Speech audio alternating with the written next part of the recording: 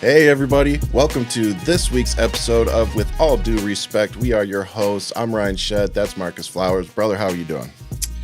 Man, it's been a crazy week, let me tell you. Tell you. So hard to say how I'm doing right now, but let me know at the end of the episode. I'll let you know. I can get through all of this. You'll probably be able to tell how I'm doing. Yeah, both of us. So we'll see which one of us ends up being good cop, bad cop today. But let's start with where I think a lot of our minds are today, which is thinking about Rob Reiner, his wife, and particularly he has some younger kids. You know, his daughter's 27, his youngest, I believe. So, yeah, man, what was your reaction to this? I know you don't spend as much time on social media as I do to see, that back and forth, but just from your perspective. Yeah, man, when I caught the news, as it was coming out, I was getting the alerts, and it was like, there's a death at a property associated with Rob Reiner, and I'm thinking, maybe, hoping anyway that, Yeah, there's no way. I don't think there was any way for us to predict what had actually happened. I told Jen, I was like, I just can't imagine my own child turning a weapon on me. Like, I can't even imagine what that would be like. No, when I got to that part about it, when it was like, okay, it was once Rob we knew, and I was hearing, and I was thinking, could this be rumor mill stuff that his son had something to do with it? And when the news all hit, I mean, that was tough, man. I mean, and then someone who was born in the 70s, kind of grew up in the 80s and 90s. I mean, Rob Reiner movies, that was kind of our thing. Like, for me, it was like Stand By Me, A Few Good Men. I mean, that was that was The American President was one of my favorites. Yeah, The American President. I was already in the military at that time. Yeah, but like when A Few Good Men came out just before I went into the military, and it was kind of like one of those movies where I was like, man, almost made me become a Marine instead of a soldier. But didn't quite do the job. But Stand By Me, one of those movies that you kind of grew up, because that's kind of how we were back in those days. We get out and go. But The American President was definitely a big one. Misery. I mean, come on, man. Did he do Misery? He did Misery. I did not realize he did Misery. See, for me, for some reason, I think of him. I think of like funny Arnold movies, like, that kind of stuff. But I forget he did do a couple of thrillers. Yeah. But, for me, it opened up a whole different conversation, once we got all the context behind it, and again, his 27-year-old daughter's one that found him. And then she basically dude, I can't imagine. She ran out of the house, and it wasn't until the paramedics told her that her mother was gone too. Mm-hmm. And so it opens up the mental health conversation. It opens up the addiction conversation.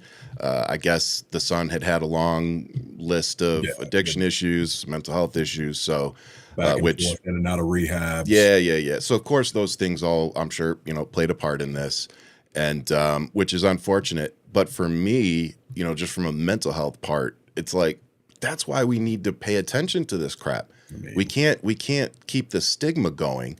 So what I'm seeing is, instead of people going, man, maybe we need to revisit providing mental health care to people, well, instead of that, it's a blame game of why this happened. And one of the biggest people playing the blame game was none other than the President of the United States, yeah, Donald J. Trump. yeah. I mean, It come on. said that, this is the tweet that I'm about to read. This is what he put out as the response to Rob Reiner and his wife Michelle being murdered by their son. So this is all quotation for those of you listening to the audio. I'm reading it direct. A very sad thing happened last night in Hollywood. Rob Reiner, a tortured and struggling but once very talented movie director and comedy star, has passed away together with his wife Michelle, reportedly due to the anger he caused others through his massive, unyielding, and incurable affliction with a mind-crippling disease known as Trump derangement syndrome, sometimes referred to as TDS. He was known to have driven people crazy by his raging obsession of President Donald J. Trump, with his obvious paranoia reaching new heights as the Trump administration surpassed all goals and expectations of greatness, and with the golden age of America upon us, perhaps like never before. May Rob and Michelle rest in peace. You know, the president, everybody. This is the president of the United States. You know, he could have left that tweet, or I'm not even going to use the word truth to describe what the hell this is, but he could have left it at a very sad thing happened last night in Hollywood. May Rob and Michelle rest in peace. Everything else could have been left out. Everything else is bullshit. Pretty much, yeah. Total bullshit. And, people are coming to his defense saying, oh, he probably didn't even write that. Doesn't matter if he wrote it or not. Yeah. Doesn't matter. His staff stop referring to yourself in the first person, it's too. It's got his name on it. Yep. He takes ownership for it. What's that? He's against AutoPen, right? Yeah. So if somebody's writing his tweets for him. Exactly. Just saying. But he doubled down. He doubled down on it. Yep. They asked him about it, and he's like, yeah. Had to make it about him. This Trump derangement. Can I just say, he's the one who's deranged. I tweeted this out earlier. If it were Barack Obama doing all of this stuff, he would have been impeached like 5 times already. Oh, of course. He'd been impeached, convicted, removed, and never able to run for office again. Absolutely. But Donald Trump, for some reason, this dude gets away with everything, and anything that doesn't go right, he just points the finger at somebody else, and everybody goes, yeah, that's what happened. Yeah. It is the most insane thing that I've ever seen. But I did get a little bit of hope yesterday, because somebody that I actually admire came out and said that he is walking away from his job because they support Donald Trump. And if you don't know what I'm talking about, if you're not a fan of wrestling, the wrestler, WWE wrestler Mick Foley, who's one of their legends, watched him growing up. He was one of the few wrestlers that I actually thought were good. He's decent. Yeah. And the one thing you can't say about Mick Foley is that he, isn't tough, or that he isn't a man's man, because every wrestler on that roster will tell you that dude's the real deal. Yeah. And for him to come, looks it. He looks it. Yeah, man. A lot of them looked the part, but this guy, he looks like. Well, I mean, he looked like whatever. Real yeah. Blower, teeth missing. Yeah. So to see him come out, and I don't know if we have the for me to read, but he put out a statement that basically is like, I'm done with WWE because they've made it clear that they're going to support Donald Trump, over the people and the fans and what's right versus wrong. Yeah. So, he said, I believe the tweet that I just read to you is the reason he cited for him walking away from the WWE is the president tweeting out things like that. And then there you go. So what he said is, while I've been concerned about WWE's close relationship with Donald Trump for several months, especially in light of his administration's ongoing cruel and inhumane treatment of immigrants and pretty much anyone who looks like an immigrant. Reading the president's incredibly cruel comment in the wake of Rob Reiner's death is the final straw for me. That was that's what he put on Instagram Yep. on And yesterday. the caption, the top of it was very eye catching because it says something like I'm leave. It was all in caps, like I'm done with WWE or something like that. But yeah, So, he also went on to say that I no longer wish to represent a company that coddles a man so seemingly void of compassion as he marches our country towards autocracy. Which, hey, God bless you, Nick. That's you know, I understand the job's a job, and you know the McMahon's relationship with Trump, with Linda McMahon being in the administration. You take a stand on principle. I admire that. It's not even Linda McMahon. It's you know, they've got what's his name, Triple H, standing behind Trump just a few months ago. Yeah, you know, like you can. I was a big fan of Triple H as well. You know, sat next to him on an airplane back from Oktoberfest to the States, and had a conversation with him. But you know, it is what it is. But I always say that's why I'm never going to be rich, because I can't set aside my principles and my personal morals to do that. Like, if somebody said you can come meet Trump tomorrow, it'll be great for your publicity. No, I'm good. Like, I'll keep using my microphone from where I'm at. I don't need him, and you're not going to use me either, you know, to further his agenda. But before we move on from McFully, I just want to prove a point that this is the one wrestling autograph that I actually have. And, nice. And it's he signed it twice. He messed the Cactus Jack one up, so he re-signed it underneath it. But I got the Funkos to go with them. So, like, I'm an actual fan. No. And he just proved once again why I am, because people like that that are willing to do what's right for everybody, even if it's going to cost him personally, those are the people I want to support. Those are the people I respect. It's about that integrity, man. I mean, it was one of the things, and I was being asked to come back into the federal government. It was because of a need, and you know, I used to like my old job, and it was my old supervisor, good friend of mine, was like, I could really use some help. What are you doing next year? I was like, you know, stuff and things. And he's like, you know, could you come back and help us out for a bit?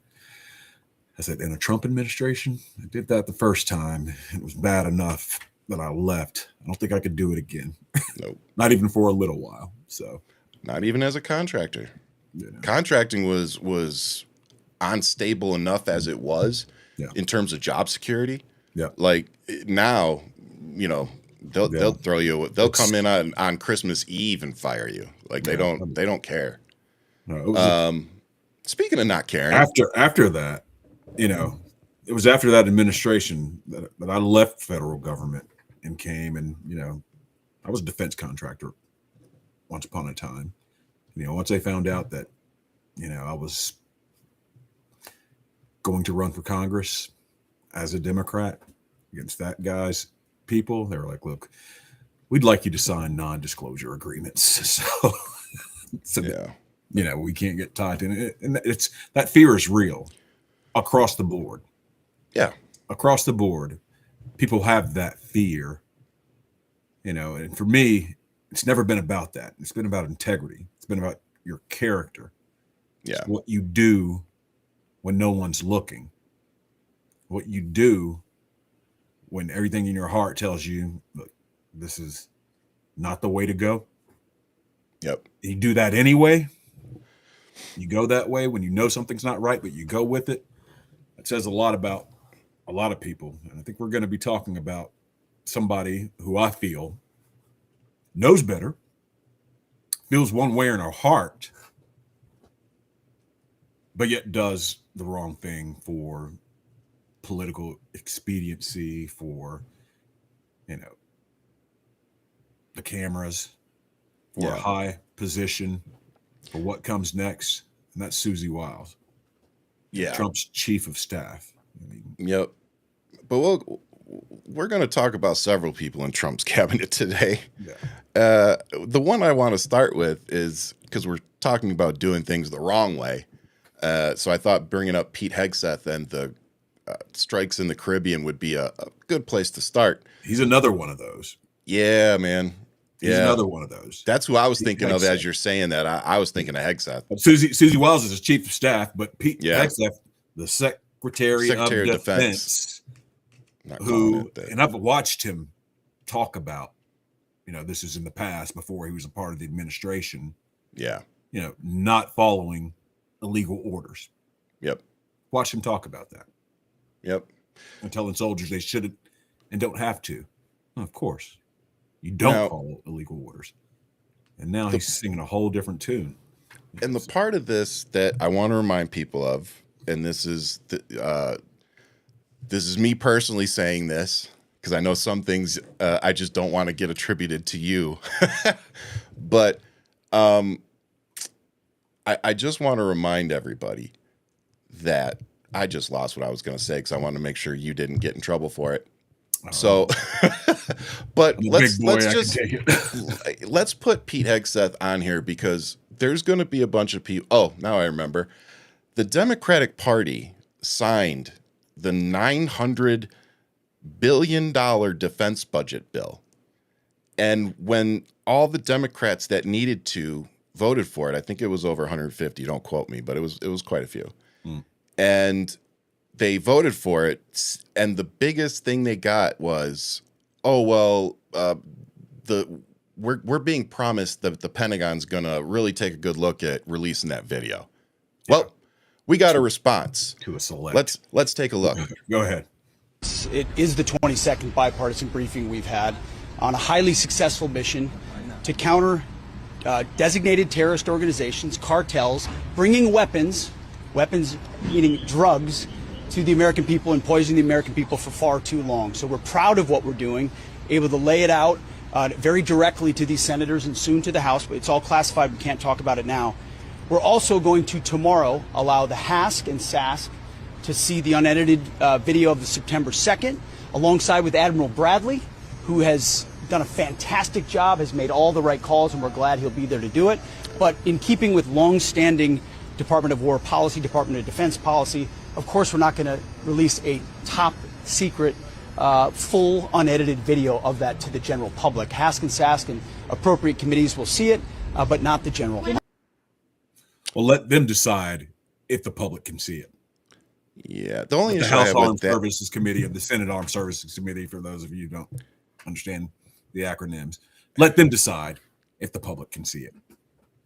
See, yeah, they're going to go in a skiff. You've got part of the video airing on television already. The only part he doesn't want you to see is the one that gets him in trouble.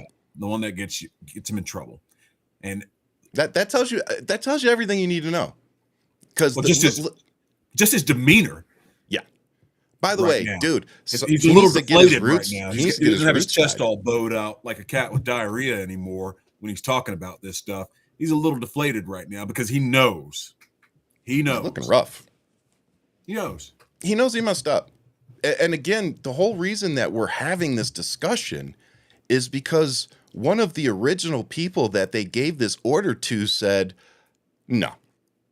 And went and and then another one, I believe, went and sought legal counsel after the fact because he realized what went down in that room because he was in there, that he could be liable for the crime that he witnessed in that room. Exactly. That's literally what started this. Exactly. So the military people that we keep telling you have the right to refuse unlawful orders, the dude took the order and then went and got legal counsel because he knew it was wrong. Now, granted, we can argue, should he have done it? But at least after the fact, he was like, oh shit, like I need to go make sure that I can cover my butt here because somebody should have checked with legal before that second strike. Fair. Like I said, we can have that discussion, but if 40 minutes passed between that time. Yeah. And again, if you think that a exploded boat that is flipped upside down that they can somehow turn it back over and scoop all the drugs back in and just paddle to whatever land is next. Because that's literally the reason that they're giving for the double tap. That's ridiculous. Like, That's ridiculous. Yeah. Sorry, I'm trying not to lose my shit. Like, again, they're talking about interdiction. That's what they're talking about, but they're trying to make it sound like this was a good kill. It was justified. Yep. Because Then these are show us. narco terrorists that are threatening our country. You know what video I saw? You know what video I've seen? Which one is that? The Osama bin Laden video. You've seen that one? You want to know why we've seen that video? If you've wanted to, you could go see it. The reason is because when you do something the right way and you accomplish something that you know Americans want to see done, you prove it. So it can go the other way. If you know that you have proof that you didn't do something that you're being accused of, I would want to release that shit publicly, especially if I was in that position or that high up on the food chain. It's a whole other thing. You know what I'm saying? We're not comparing apples to apples with this. Okay. We're comparing apples to oranges because that was an actual war. Fair. That Congress had approved. Yep. Approved. Fair. Yep.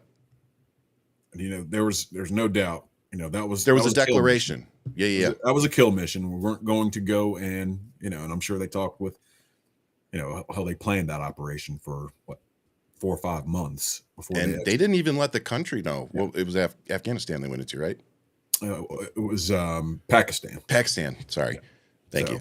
But they didn't let them know. They came in, did what they did, and sure they didn't even let the Pakistani government know. But they had, and they were pissed. Yeah. So they had that. And you know what? I remember what Obama's response was, of course, in a much more Obama way. But he was basically like, well, if you hadn't have been keeping them there, then it wouldn't have been a problem. Yeah. I mean, they made a little bit of noise, and then after the fact, the diplomats go in and they smooth things over. Obama knew they weren't going to push it. Yeah, but that's again, a war authorized by Congress. Yeah. This, when we have Coast Guard to do interdiction, it's not the same thing. No. You don't take an AC-130 gunship and just blow a boat out of the water. No. You suspect. A lot of Americans don't understand rules of engagement. Again, we talked about this last week. Them knowing what's on that boat. Yeah. I mean, they have surveillance on the ground in Venezuela. Correct. Or, hear me out here, because there have been a lot of accounts out there that have proven that the photos that they released claiming that the blue bins or whatever they were on the boat were packages of drugs. Turns out that those are actually refueling boats and that's fuel in those things and that they go out and refuel all the other boats. Mm-hmm. So not a drug boat. I'm going to stick with they've got human on the ground. I think it's both. I think it's both. I mean, I'm definitely not challenging that. Like, we definitely have people on the ground there and people doing intel for sure. But I also think that either they're getting bad intel, which if you remember back in when we went into Iraq, bad intel. I think that they're hitting boats that aren't doing anything. I mean, we're up to or not doing what they claim that they're doing. What is it? How many boats are we up to now? I think they hit eight alone just the other day. Recently, so. And we're up to 90 people dead. So. Yeah, I know. Last I looked, it was 70. So, yeah, that wouldn't surprise me because I haven't checked in. I didn't check after the 8 boat strike, so that's probably correct right. us if we're wrong. Yeah, on those numbers. We see you there, Mr. Kennedy. So, speaking of, I've never talked too publicly about this, but I have a doctor in my life that I trust with my life. Like, he is the best doctor I've ever had. And we got on the topic of voting one day, and he told me he voted for Trump. And I was like, that was this is one of the most educated people in my life. I was like, why? And he's like, I'm tired of the wars. And I'm like, that's it? And I was like, he's like, yeah. And I was like, Single issue voters. and I'm like, that's fair. I was like, I think most of us are probably tired of the wars. I was like, as a veteran, I'm tired of the wars. I mean, having But spent a decade in combat zones, I was tired of war. yeah, we're all tired of the wars, but you're overlooking a lot of other things here, And so when I went in the other day, as I'm walking out the door, I turned around and I just said, "Hey, Doc, how's that no war vote turned out for you?" He just looked at me and shook his head. He goes, "You were right." But it's just at least he was, big enough to say, "Oh yeah, you were right." yeah." He didn't argue with me at all. It was like he's like, "Yeah, this is bad. This A is lot of not times what." when you push Trump voters on things like that, how's that working out for you? How's that, and I'm not. And we should. I really ask him don't those want to get into the questions. Charlie Kirk thing. I've wanted to do that to some of those people, but I'm not going to. Yeah. You say, how's that working out when it's your side doing the thing that you said was all about Democrats doing? Yes, I'm a Democrat, so I hear this stuff all the time, and I have a lot of Republican friends who are Trump voters who, like to challenge me on these things. And I'm gracious most of the time. I don't really give it back to them a lot, but sometimes I want to. You can only take so much, but yeah, that's at least he was big enough to say that. I've seen people continue they to just push double back, down, triple continue down. to defend the indefensible. Yep. That's where we are, lately. So Speaking of, well, we're not going to talk about it a whole lot. I just wanted to say I look forward to seeing all of the Turning Point USA folks in Phoenix this weekend. I plan on being there, so please come see me, especially you, Kyle Rittenhouse, who I've enjoyed ratioing the shit out of. 177,000 likes to 27,000 likes, you piece of garbage. So you little murdering piece of shit, I'll be out there. Come see me. We can talk. We'll talk face to face, and you can tell me why you think beating women in a parking lot is okay. You can tell me why the judge didn't let the video in of you saying that you wished you had your AR so that you could shoot at black people that 2 weeks prior to when you actually showed up and started shooting at people. And then finally, I'd love you to tell me why you were the only coward that ended up shooting somebody that night. all right. So if you can come on out for Amfist, because you guys call it Amfest. I'm calling it Amfist because I'm pretty sure Grindr's going to go down while you all are here. So y'all have fun with that. But come out and see me. Look forward to it. And with that, I want to just keep going because the Secretary of War is doing a really good job of finding conflicts for us to get into. And I think it was either last episode or episode before we said that the whole thing with Venezuela was about oil. Yeah. Right? Like it was clear as day, it was about oil. And since that episode, we have now seized an oil tanker. Now, the oil tanker, to my knowledge, correct me if I'm wrong, Marcus, this oil tanker did not have any drugs in it. No. It did not have any weapons being trafficked anywhere. So, to my knowledge, the only thing on this tanker was oil. That's it. And we flew helicopters in there, Navy SEAL style, and took that bitch. So why, Marcus, would we do something like that? What's funny to me is they're bringing up all this sanction stuff after the fact. Yeah. Covering up crimes, obstruction of justice. Okay, so yeah, videoing yourselves doing really, guys. Oh my God! You want to go and you want to do regime change in Venezuela. Yep. To get oil. Yep. Because let's be honest, that's why he wants it. Yep. So that he can. So they want to. He wants to get rid of Maduro. Get the oil. Get rid of Maduro. It's never about drugs. I mean, because you just pardoned a guy from Honduras who was serving, what was it, 45 years. And then on top of it, I don't know if you saw this, Marcus. So Trump lets this dude out. Prolific drug trafficker, literally a day after they ended up shooting one of these drug boats. And when he goes back to his country, as soon as he gets off the plane, they arrest his ass. Yeah. They're like, okay, you let him go, that's fine, but we're still going to arrest him. It's like, oh, well, at least they can do the right thing, because we sure as hell can't. No, this administration can't. Any felon signing, any pardon signed by a felon should be null and void automatically. Like, it shouldn't even be a question. I don't disagree. Because this is what you get when you elect felons and criminals. They pardon all their criminal friends. And if I was an 80, just let me ask this. Well, let me just put this to you.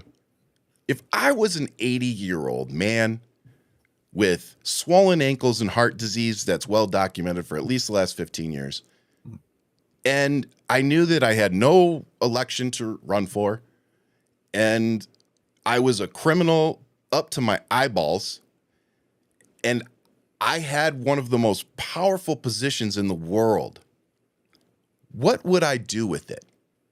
And I'm like, if I was a moralist, treasonous prick, I would do some evil shit because I wouldn't be worried about it. I'm 80 years old. Who gives a shit?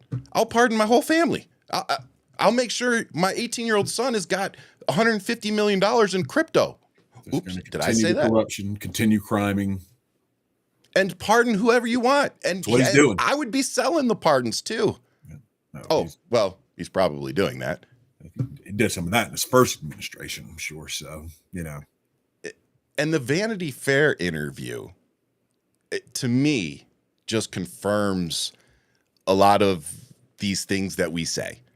So let me ask you, you mentioned it a little bit ago, but Trump's chief of staff was dropping some truth bombs. Susie Wiles, if you aren't watching your back, you should be.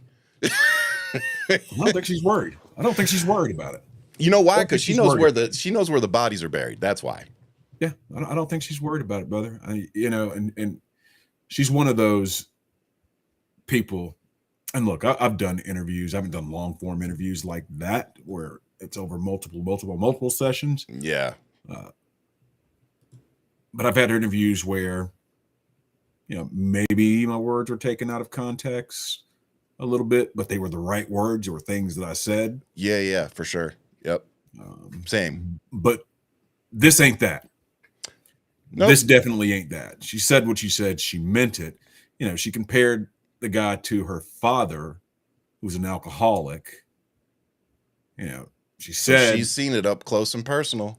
With Maduro, it was about regime change. Yep. Elon, ketamine addict. That's pretty fucking funny.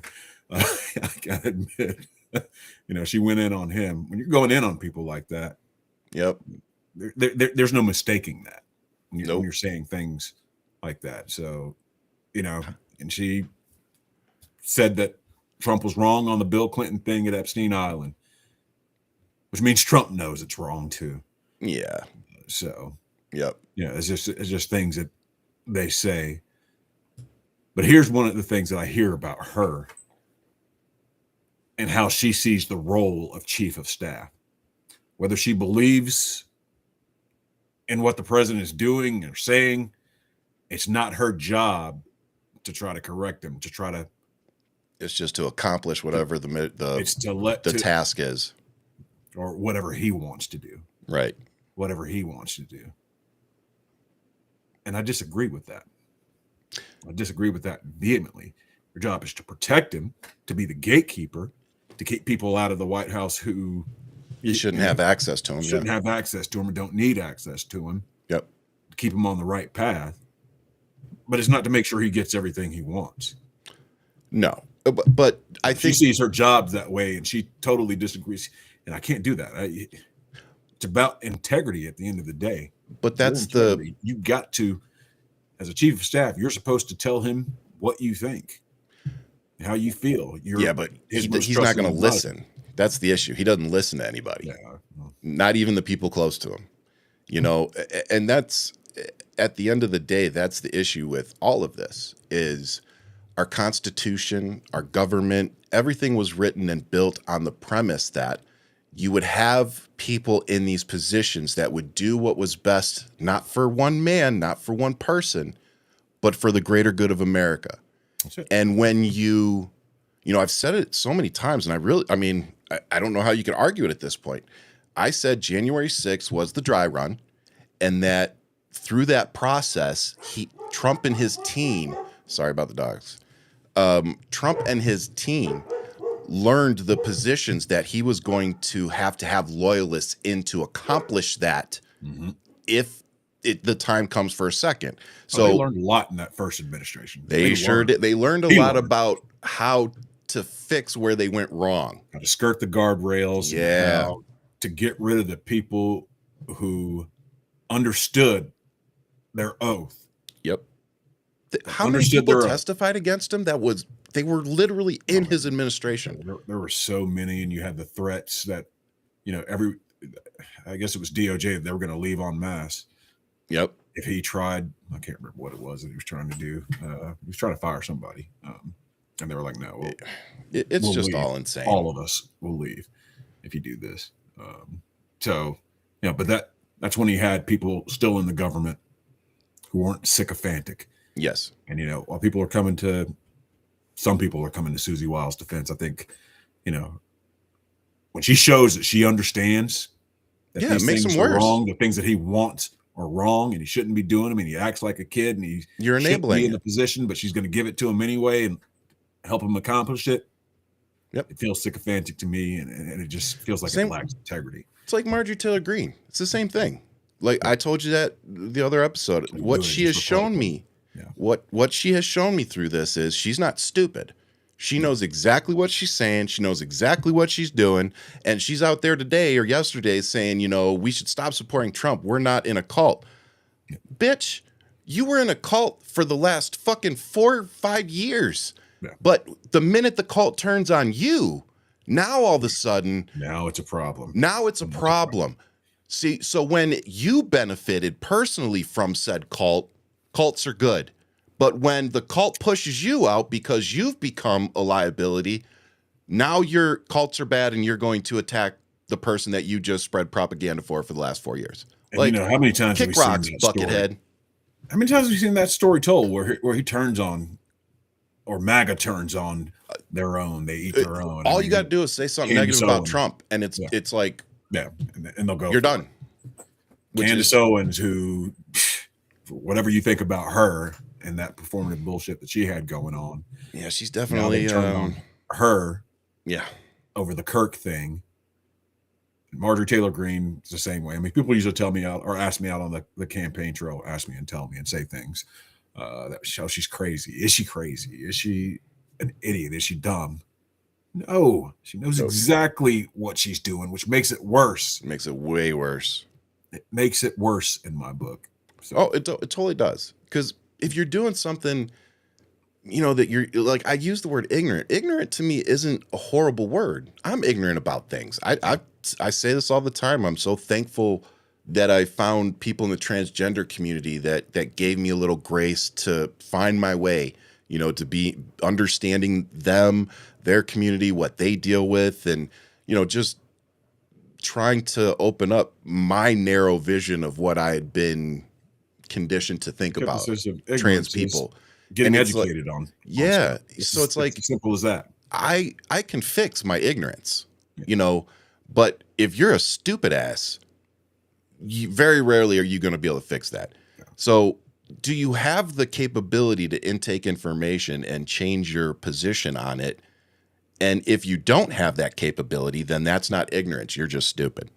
But if you do have that capability, then go read and educate yourself and stop being a stupid ass that just keeps projecting whatever MAGA Trump ridiculousness. Because then you're going to end up like Marjorie Taylor Greene going around on a media tour trying to find new supporters. Good luck with that, Marjorie. I think she'll have him, though. I think she's trying to play that America first. She's not going to win enough Democrats. America first lane. I'm not saying it's going to work, but I think that's what she's doing. Oh, yeah. There's going to be enough centrists that buy it, for sure. Yeah, I'm not saying it's going to work, but I think that's where she's trying to find that lane within She's MAGA. Not going to get the kind of support. She thinks she nationwide. sees the fractures there, and there's going to be a lane over here that I can go. And she wants to take a in. jackhammer to him. The Yeah, America First side of this MAGA thing. She thinks she can play there, and I think she'll run for president or something like that. But like we said the other show, I don't think she can't get the kind of support nationwide that she got in that district. No, I mean, hey, there's not enough of those people who believe that way. And all of her past stuff, like even within MAGA. Yeah, I mean, look, when you have the kind of video saying the most reprehensible stuff that she has, it's going to be hard for her to completely rebrand. Like I said, good luck, but that's going to be tough. Speaking of rebranding, as much as Trump would like to rebrand himself as not being in the Epstein files, that was another thing that his chief of staff confirmed, that, like you said earlier, Bill Clinton never went to the island. He was wrong about that, but Trump's definitely in there. He's definitely in there. He's definitely in there. And they know that. They know that. Pam Bondi knows it. The social media influencers know it. They all know it. And that's why you're going to start seeing, when it's time for these files to come out, stuff's going to be gone. They're going to say, we can't release this because it's being investigated. Just like that video we just saw from Hegseth. It's under investigation. It's classified. It's those investigations are going to run for years and years. Until Trump's in the ground. Then magically they'll all come out. Yeah. Mark my words. The day Trump's gone, that's when we'll see everything. Republicans know they're going to lose the House in November. They're probably not going to lose the Senate. Yeah, I don't think they're going to lose the Senate, unfortunately. I I hope I'm wrong. Hope we're wrong. Yeah, the math. The math ain't mathing from where I'm sitting either. In my life, but the math's just not right for this. No, I agree on the Senate. And I do think that we're in for a little bit more of a fight in the House than we'd hoped for. You know, I think a lot of us wished that pendulum swing was going to be a lot more, but larger. Yeah, I think we need to plan on it being a fight. You know, so it's definitely gonna. I mean, yeah. Take nothing for granted. Yep. I mean, Democrats. We're gonna have to earn every inch, man. We're gonna have to earn every inch. We're still gonna have to get better on messaging. We're still gonna have to get better on taking the issues and talking to people about what it is that they're feeling. Yes.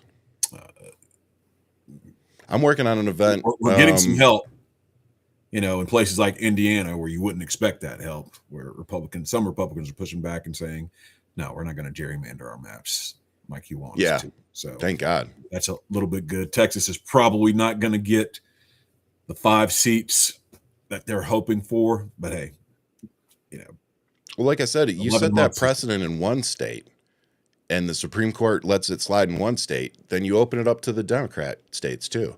So, again, like you just said, though, the Democrats got to want to play ball. So, then the question becomes, do we have enough Democrat governors that will do it? So, that's a grind when you get into that fight. It is, like I said, I'm not, not pointing fingers or saying anything negative. It's just, that's what will be required. Yeah. I'm all about Democrats fighting back, playing hardball, taking off the kid gloves and going for it. That's why I fight dirty, man. What, guys like Newsom and Pritzker, are doing, and Maryland Governor Wes Moore. Hey, fight. Yep. Go for it. Play the game. The Newsom stuff just really ticks him off, which just tickles me in all the right places. But speaking of all the wrong places, Mike Johnson seems to keep finding himself in really precarious situations in his job, doesn't he? He does. Indeed. You liked that lead in, didn't you? I loved it. I got him with the lead in. Magic Mike Johnson. Oh, man. So Mike Johnson says he will not call a vote to extend the Affordable Care Act subsidies. No surprises there, but come on. So, you know what really upsets me, though, is how fast they are able to operate and pass legislations and sign executive orders when, somebody's murdered on a subway by, somebody that's not white or whatever reason or person they find. But when it comes to kids being gunned down in school, bad things happen. Like, I'm sick of hearing that. And then on top of it, you want to say you're pro-life, but you're sitting here making healthcare costs double what it is right now. Like, that's not a hyperbole joke. Go read up on it. Economists are saying how bad this is going to be for our economy because of you take all that money out of households and require it to go into healthcare. That means it's not going to things like gas, food, and whatever else is required. So while prices of goods are skyrocketing, now healthcare is going to double. And instead of the people that we've all elected to do something about it, they're sending $20 billion over to other countries to help their economy and expecting us to not only pick up that tab, but to pay more for our health insurance. So that's not pro-life. And I'll top it off with this little cherry. Going back to the beginning of the show, if we're going to have kids, or, I call him a kid, but he was an adult, but you're going to have kids killing their parents because they've got addiction issues and mental health issues. Hey, I got news for you. You know what you can not do if you don't have health insurance? You can't usually go get help. You usually can't go get therapy. You usually can't go get addiction assistance. So you guys want to say it's not the guns, that guns aren't the problem, people are. Well, if the people are the problem, why should we give them a fucking gun? Well, you got places like here in Georgia where, hey, you don't have the facilities anyway, especially in the rural areas. Or the medical providers. Or the providers, because they've shut down so many mental health facilities here in Georgia in the last decade. Yep. People can't go and get that help that they need anyway. It took me 6 months to get in at the VA. You got to travel all the way to Atlanta. I mean, Georgia's a big state. Yeah, it is. It's a big state. Yep. And I got something. You live in the very north or the very south of the state. It ain't that easy to get to Atlanta. No. To get help that you need. And if you're having mental health issues and addiction issues, you're also going to have a hard time probably getting in the car and driving yourself there. But absolutely. Hey. I will say a little off the subject, but a little bit. The fact that this isn't us making this stuff up. No. Or making light of it. Analysts are saying that healthcare costs are going to more than double. And they were already high. In the next couple of weeks. Yeah. And they were already ridiculous. You know what guys like Trump say about it? Oh, well, you know what? When it comes to affordability and stuff like that, it's a hoax. Yeah. And we don't have to buy our kids $37 for Christmas. You don't have to buy your kids who buys $37? And it just tells you how disconnected from reality and the real world that this guy truly is. He ain't been in a grocery store in 30 years. Yeah. So, and I'm starting to think he doesn't know how to count, man, because the economic job report revealed that unemployment has hit a 4-year high of 4.6%. Yep. Now, you want to know what I found a little interesting about that, Marcus? Is that I just happened to be surfing Twitter, and I saw it was Department of Energy? It was some tweet from an official account, and they were bragging about how many federal jobs have been cut, that we now have the lowest federal workforce like in history. Mm-hmm. Yeah, because you fucking fired everybody and you sent and Marcus, you're going to vouch for this. Let me explain something to y'all real quick. When you get rid of a legacy position, okay? Legacy position is a government/military position because it's legacy because if they continue up the food chain, they are going to get a retirement. And also, and I fall in this category, if you do 4 years but you injure yourself while you're in the military, they are now liable for your injuries that you acquired while you were on the job. Okay. Now, if you're in a union on the outside, you might get those things. The government has unions too, which they just won a deal about that to keep their unions or bring them back. So yep. So, but when they get rid of these legacy positions, they have to replace them. And the reason they get rid of the legacy positions is because they cost a lot of money long term. Now, instead of that, the government goes out and says, Marcus, could you provide me 12 people for the next 365 days at $150 an hour to work on aircraft? And Marcus says, yep, I got a team of people. I can have them ready in 3 weeks. I'll have the contract done up and ready for the approval. It gets run up, approved by Congress, whoever, whatever. Boop, you've got a new federal contract. Mm-hmm. Now, if you aren't a moral, principled person, like the people that we have in running our government, you might call up a friend and say, hey, Marcus, why don't you put this contract together? And if you happen to come in around, $5 million, that contract might get approved. Click. That's corruption. So this is what we're seeing happen in real time. For those 300,000 federal jobs that have been cut, there's going to be a massive shift to contracting.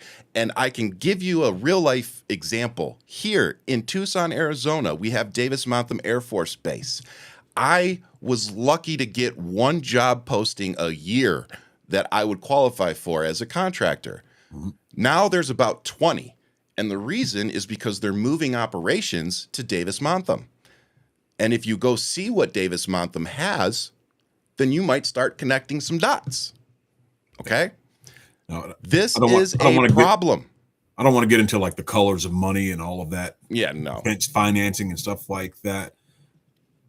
Yeah, we only got 9 minutes. minutes. I'll say it in a real simple way so that people can kind of get it.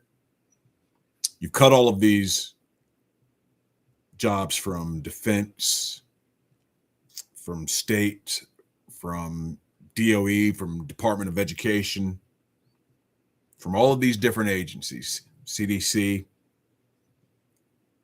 yet the budget is still the same. Yep. So what Ryan was alluding to there. Great point. You got rid of all these jobs that were, Ryan calls them legacy positions. We call them something different inside the government. I'm not going to get into that either. That's why I call it what it is. Legacy works. You get rid of that, but then you have to pay a contractor. Yep. And they typically charge more. So. Yep. But what they like is they like that they can cut bait anytime they want, and they don't have to keep those people. Like there's a lot of benefits for the military doing contracting, but it doesn't usually benefit the people. And for those of you who've been in contract, then contracting versus the federal side. Once you're a federal worker and you start getting up into like G8, G10, kind of positions, it becomes kind of hard to fire you. 15. Yeah, but when you're a contractor, I've walked in on a Wednesday and been told that my last day is a Friday. Yeah. It's different. It's just different. They treat you like you're disposable, and that's basically what contracting is. Yeah. So you can't just fire a permanent government employee without. Nope, not without paper trail and lots of issues. It takes a lot. So I don't even want to talk too much about this, but Trump is still pushing this 2020 election nonsense. I bet you $100 he's going to talk about it tonight at his of course. pep rally he's doing. And you think he'd let it go now that he's back in office? You're president now. You're president in 2024. Who gives a shit? Who gives a shit?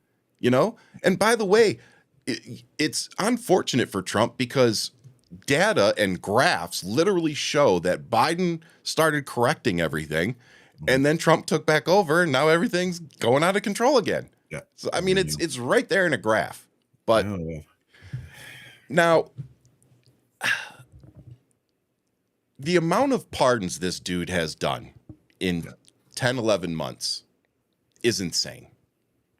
The people that he's pardoning, January 6th people, fake electors here in Arizona. But this one was interesting. So he is pardoning the election clerk. What's her name? Tina Peters. Thank you, Tina Peters. She was you guys' guy out or girl out there who she was just completely off the. And the video, her arrest video was like, yeah. Well, she was too good to be arrested, so Here's the part I found really funny. All the MAGA Trump people took in and started celebrating, saying that she was getting out of jail. There's a problem. A lot of MAGA people and Trump voters don't seem to know the difference between a federal pardon and a state pardon. See, Tina Peters needs a pardon from the governor of her state. She doesn't need one from Trump. Can't pardon state crimes. Presidents can only pardon federal crimes. And you people are allowed to vote? You don't even know that. You don't know the branches of the government. Like, oh man, Jesus. That kills me when I run across Lord help people us. who don't understand and the simplest civics things that And I'm telling you, I'm really Trump has made me become a supporter of taking tests before you're allowed to vote. Like you need to be able to at least tell me what the 3 branches of fucking government are before you are allowed to go in there. Oh man.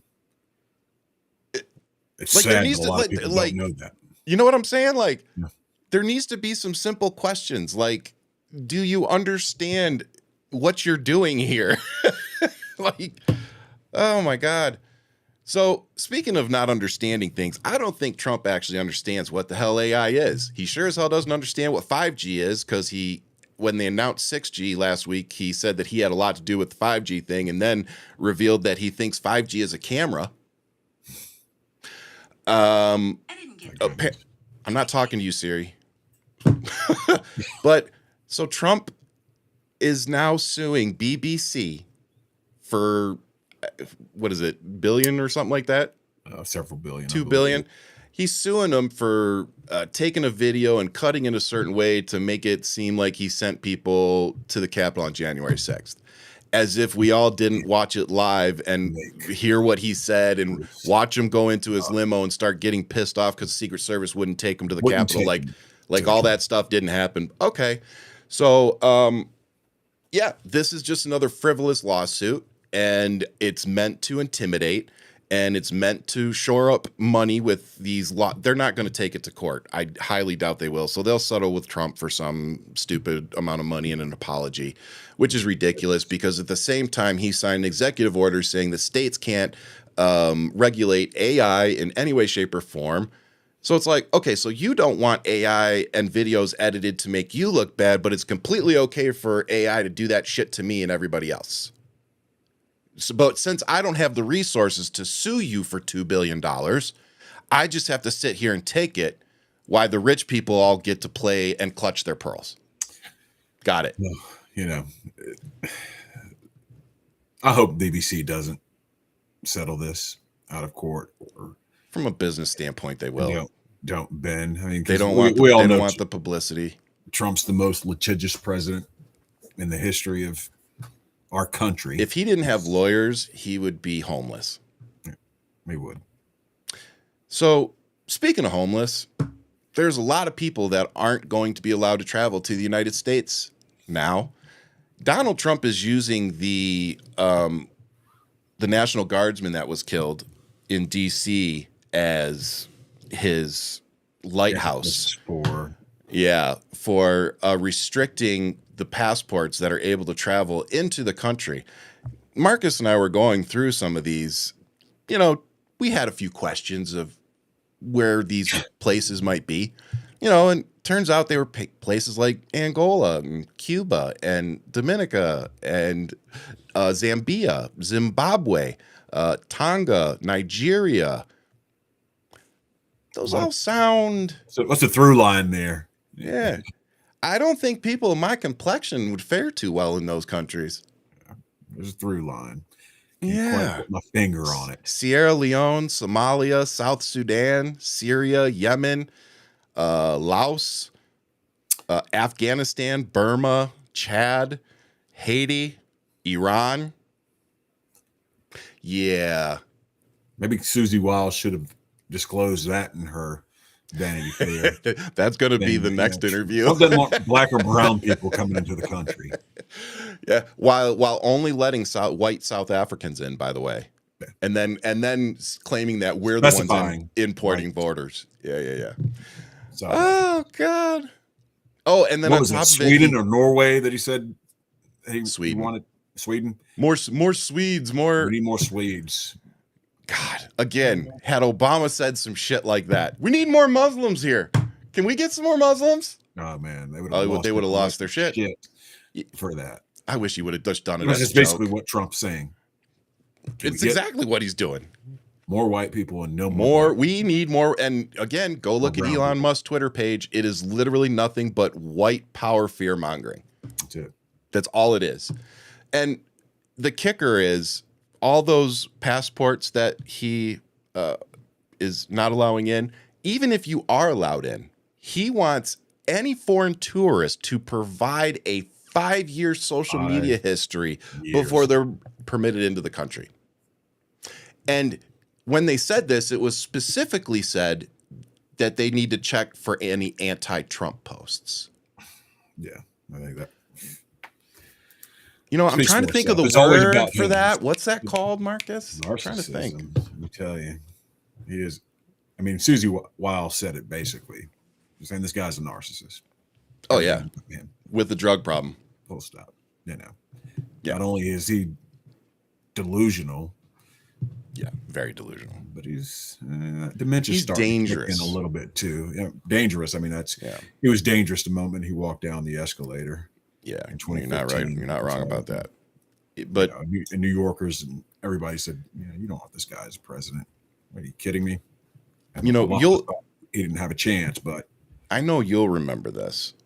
But for those of you who may be a little younger, Ronald Reagan, which we didn't know at the time, but Ronald Reagan was dealing with dementia.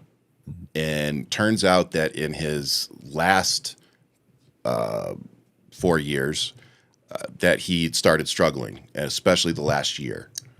And what happened was everybody covered for him, including his wife, the administration, the White House, people that would have meetings with him, and he would have an episode.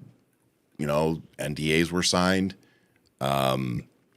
My fear is, as bad as that was with Reagan, at least with him, I feel comfortable saying he wasn't a hateful person. I may have disagreed with him on some things, but I don't think he was a hateful person at the end of the day. And covering for somebody like that, as bad as it is, imagine them covering for somebody like Donald Trump and somebody like him having dementia and having nothing but loyalists around him, people that are controlling his dementia, managing his dementia while simultaneously being scared of him and what he might do. It's that's dangerous. What's eventually it's going to come out. Everything that was being hid. I mean, there'll be some tell-all books. This and that was going on in the White House, and it's all going to come out. Yeah, for sure. And I'm not shocked by a whole lot from this administration. Actually, I'm not shocked by anything in this administration. I'm shocked by what they get away with. Yeah, well, that's what I'm shocked by. Yeah, I'm not shocked. I'm not shocked they're doing it, and I'm not shocked. You got an activist court, Supreme Court. Yeah, that became apparent. Again, that's what happens when you let felons appoint Supreme Court justices. Should never have been allowed. There you go. But speaking of courts, it's not all bad news, brother. So Indiana Republicans rejected a Trump-requested election map, which could have flipped both Democrat-held seats in Congress. Yeah. So that's a positive because, like you said, whether Texas gets away with what they're doing, we're seeing some pushback here by Republicans in Indiana. So hopefully this is a good sign of things to come. But what I really liked and what we'll cap today's episode off with is, for the second time,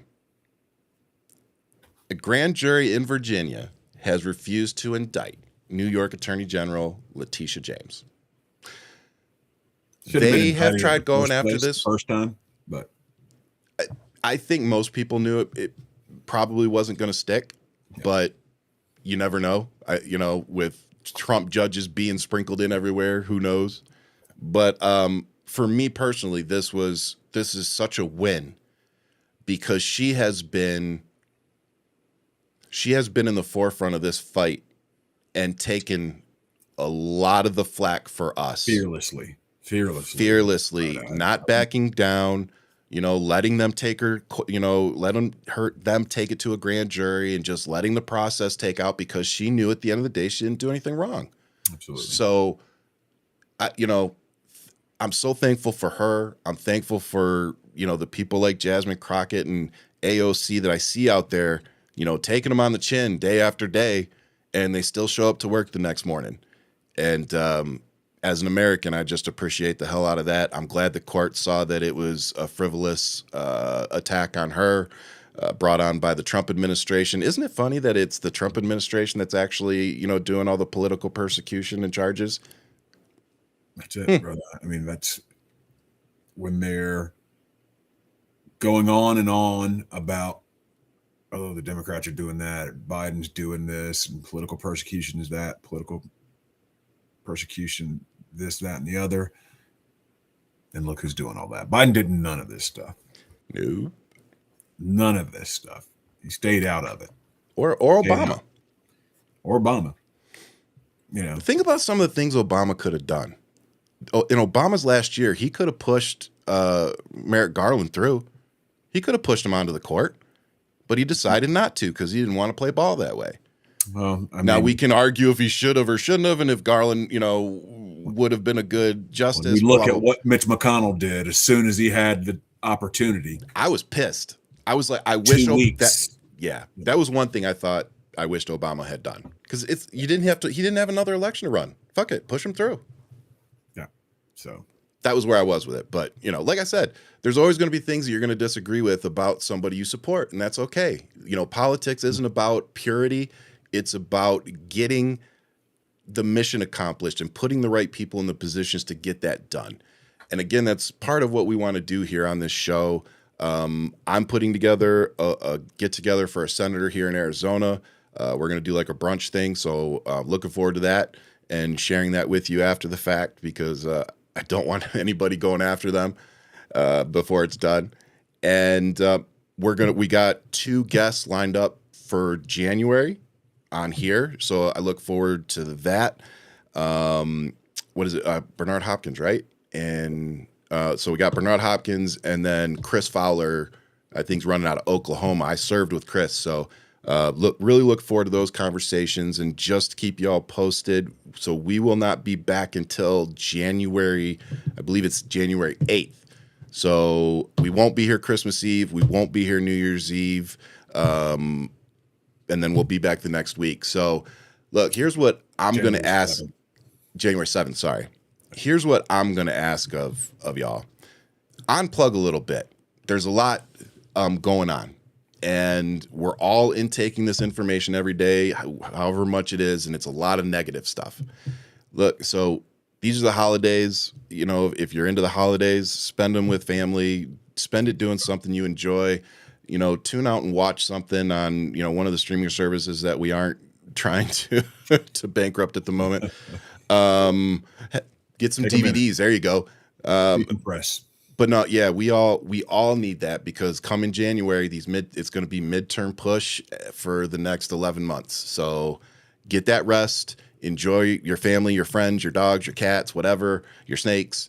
And we hope to see you back here in January, reinvigorated and ready to fight with us. And we look forward to bringing you some really good candidates that are coming up in the Democratic ranks that we need in this fight. Absolutely. So, brother, you got anything? As always, Godspeed, everybody. Take care of one another. Do decompress over the holidays. I mean, we all need it. I know there's so much craziness going on. Every day it's something new that's bad. But take time to think about what is really important to you, and that's family. So, yep. And sometimes your family is those you choose.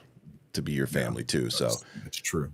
Yep. Thank you for everybody tuning in this year and helping us get this show up and off the ground. And make sure you subscribe, whatever platform you're on, and make sure you go follow Hold the Line PAC, which is Marcus's political committee that he's helping candidates. So, we keep talking about the fight. That's one of the ways we got to do it. We got to fund the candidates. We got to endorse the candidates. We got to do the work. And that's part of what his PAC is doing. So with that, and also please send us guest suggestions. If you've got a candidate in your local area that you want to have a bigger platform, send us the name. We would love reaching out to them and see if we can get them on. And but with that, Merry Christmas, Happy Holidays, Happy Hanukkah. We love you all, and stay safe. Much love. Keep fighting. We'll see you in January. God bless.